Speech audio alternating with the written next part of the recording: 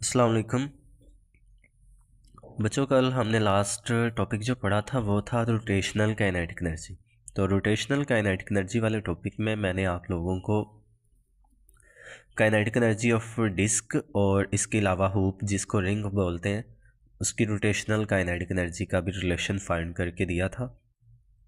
तो उसी टॉपिक का छोटा सा पार्ट एक रहता था, वो अब हम डिस्कस कर लेते हैं।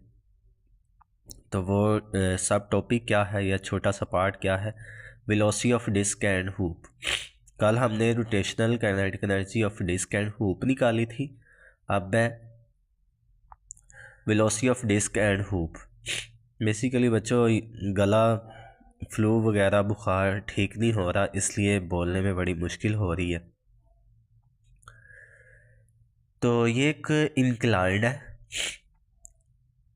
इसके टॉप पे एक डिस्क भी पड़ी हुई है और एक हुप भी है। ये ऐसा नहीं है कि ये जो रिंग है या हुप है ये डिस्क के ऊपर है, ये दोनों ही इक्वल हाइट पे पड़ी हुई है। क्योंकि ये 2D पेज है, 2 डायमेंशनल, इसलिए आपको लगना है इस तरह जैसे कि ये एक दूसरे के ऊपर पड़े हुए हैं। तो बेसिकली ये दोनों सेम हाइट पे हैं, सेम हाइट से दोनों ही ये डाउनवर्ड आते हैं। तो जब कोई भी ऑब्जेक्ट डाउनवर्ड फॉल कर रहा होता है तो क्या होता है, उसकी पोटेंशियल एनर्जी का लॉस होता है और गेन इन काइनेटिक एनर्जी होता है। अब ये जो लॉस इन पोटेंशियल एनर्जी है ये दो तरह की काइनेटिक एनर्जी का गेन होता है। कौन कौन सा? एक ट्रांसलेशनल काइनेटिक एनर्जी, मींस यहाँ से डिस्क और हुप स्ट्रेट पाथ में भी मूव करते आएंगे, मींस इनकी कौन सी काइनेटिक एनर्जी होगी? ट्रांसलेशनल। इसके अलावा इन्होंने अपने एक्सिस के गिर्द भी घूमना है, तो जिससे इनकी रोटेशनल काइनेटिक एनर्जी भी होगी। पोटेंशियल एनर्जी का फॉर्मूला आपको पता है, mgh होता है। Translational kinetic energy half mv² और rotational kinetic energy 1/2 moment of inertia into angular velocity का स्क्वायर। तो नेक्स्ट वेलोसिटी ऑफ डिस्क हम पहले निकालते हैं। पेज नंबर आप 109 पे देख सकते हैं। Moment of inertia of disc 1/2 mr² के इक्वल होता है। तो एक तो हम इस इक्वेशन में इस मोमेंट ऑफ इनर्शिया आई की जगह 1/2 कहाँ गया 1/2 mr² पुट कर देंगे।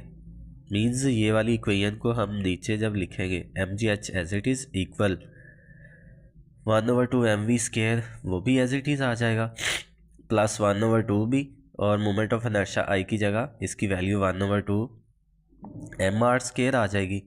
और इसी तरह ये जो ओमेगा, अगर हम इसकी बात करें तो ये किसके इक्वल आएगा? According to this relation v is equal to R omega.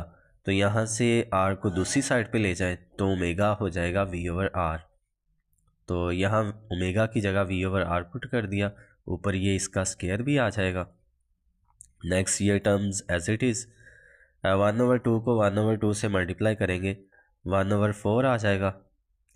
Next we का स्क्वायर सेपरेट कर दिया, आर का स्क्वायर सेपरेट कर दिया, आर स्क्वायर को आर स्क्वायर से काट देंगे हम। तो नेक्स्ट क्या बच जाएगा? 1/2 m और ये वाला ब्रैकेट में जो है v² आ जाएगा। नेक्स्ट इन दोनों टर्म्स पे mv² कॉमन है, वो हमने कॉमन ले लिया, बाकी इधर 1/2 बचा और इधर 1/4 बच जाएगा। अच्छा जी, तो नेक्स्ट अब ये जो 2 और 4 है, 4 इनका एलसीएम आ जाएगा। 4 पे 2 को काटेंगे 2 बचना है, 2 × 1 2, और इसी तरह 4 की 4 पे कटिंग होगी 1 आ जाएगा। 1 को 1 से मल्टीप्लाई करेंगे 1, 2 + 1 3 और डिवाइडेड बाय 4। ये वाला जो m है इस m से कट जाएगा, हमें क्योंकि वेलोसिटी की वैल्यू निकालनी है। तो ये जो 4 इधर डिवाइड हो रहा था इधर जाके GH से मल्टीप्लाई हो गया, जो 3 इधर मल्टीप्लाई था दूसरी साइड पे जाके डिवाइड। v चाहिए, v का यहाँ स्क्वायर है तो हम दोनों साइड पे स्क्वायर रूट ले लेंगे, taking square on both square root on both sides.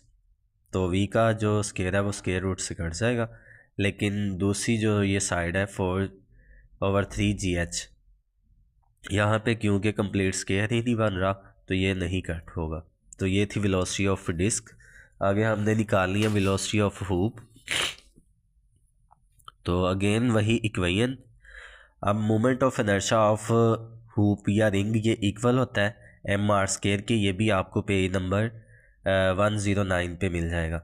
और ये आपने अच्छे से याद कर लेने हैं क्योंकि एमसीक्यू में बड़ी दफ़ा पूछे जाते हैं। फिर प्रॉब्लम सॉल्व करने के लिए या अगर हमें ये रोटेशनल काइनेटिक एनर्जी का आ जाता है क्वेश्चन तो इसमें भी इसका यूज़ होना है।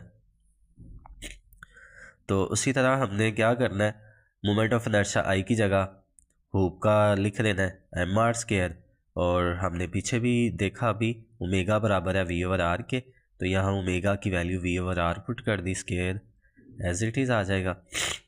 इनके स्क्वायर सेपरेट कर लें, वी का स्क्वायर अलग हो गया, आर स्क्वायर अलग। आर स्क्वायर ये जो डिवाइड हो रहा है इस आर स्क्वायर से काट देंगे। आगे 1/2 एम वी स्क्वायर और यहाँ भी क्या बचा है 1/2 एम वी स्क्वायर। ये दोनों सेम टर्म्स हैं, 2 टाइम्स हो जाएंगी। तो ये जो 2 डिवाइड हो रहा था इस मल्टीप्लाई वाले से काट जाएगा। तो लेफ्ट हैंड साइड पे एम जी एच और राइट हैंड साइड पे है एम वी स्क्वायर। एम को एम से कैंसिल कर दें तो बाकी क्या बच जाएगा, G square sorry G H is equal to V square. हमें वी चाहिए, दोनों साइड पे स्क्वायर रूट करेंगे, स्क्वायर रूट से स्क्वायर कट जाएगा। तो वेलोसिटी ऑफ हूप इक्वल आ जाएगी जी एच का स्क्वायर रूट। तो velocity of hoop I ji H का स्क्वायर रूट और वेलोसिटी ऑफ डिस्क आई थी 4/3 जी एच का स्क्वायर रूट। तो 4/3 की अगर बात करें ये वैल्यू 1 से बड़ी है। तो यही वजह फिर जो डिस्क की वेलोसिटी होगी वो हूप की वेलोसिटी से आएगी ज़्यादा। तो अब बच्चों हम कुछ प्रॉब्लम्स कर लेते हैं।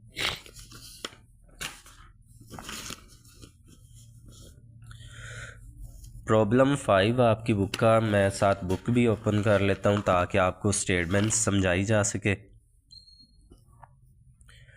Calculate the angular momentum of a star of mass.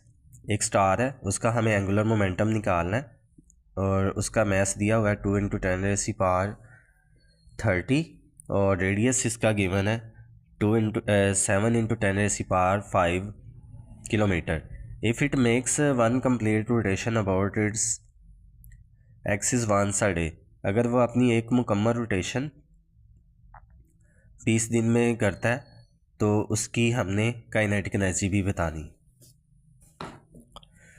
Mass of the star 2 × 10⁻30 kilogram, radius 7 × 10⁵5 kilometre. क्योंकि हमें पता है रेडियस एक लेंथ है, लेंथ का यूनिट मीटर होता है तो किलो की जगह 10⁻3 आ जाएगा। 10⁵5 और 3 8 हो गया। तो रेडियस बन जाएगा r इज़ इक्वल टू 7 × 10⁸8। एक कंप्लीट रोटेशन वो स्टार करता है 20 डेज़ में। तो ये उसका टाइम पीरियड है 20 डेज़। तो इसको हम कन्वर्ट करेंगे जब सेकंड्स में, तो एक दिन में क्योंकि 24 घंटे होते हैं 24 से मल्टीप्लाई और एक घंटे में 60 मिनट और एक मिनट में 60 सेकंड। तो इनको मल्टीप्लाई करने से हमें आंसर मिल जाएगा टाइम का 1.728 × 10⁶ सेकंड्स। तो हमें एंगुलर मोमेंटम निकालना था और kinetic energy. Using formula angular momentum का L is equal to moment of inertia into angular velocity. तो हमें पता है ओमेगा किसके बराबर होता है, θ/t। Rate of change of angular displacement हमने पढ़ा था एंगुलर वेलोसिटी है। एक कंप्लीट रोटेशन 2π के इक्वल होती है और कंप्लीट रोटेशन का टाइम दिया हुआ है 1.728 × 10⁶।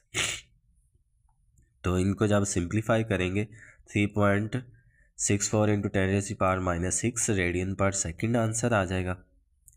नेक्स्ट जो स्टार हैं वो स्फीरिकल बॉडीज़ होती हैं। तो स्फीयर का आप लोग पेज नंबर 109 पे देख लें, मैंने पहले भी कहा था प्रॉब्लम्स में भी यूज़ होना है मोमेंट ऑफ इनर्शियाज ने, और इसके अलावा क्वेश्चंस के अंदर भी और एमसीक्यूज़ के लिहाज से भी इम्पोर्टेंट है। Moment of inertia of sphere 2/5 mr² है। तो इसमें m mass of star put किया, रेडियस ऑफ स्टार पुट किया, तो ये मोमेंट ऑफ इनर्शिया उसका आ गया 39.2 × 10⁻46 किलोग्राम मीटर स्क्वायर।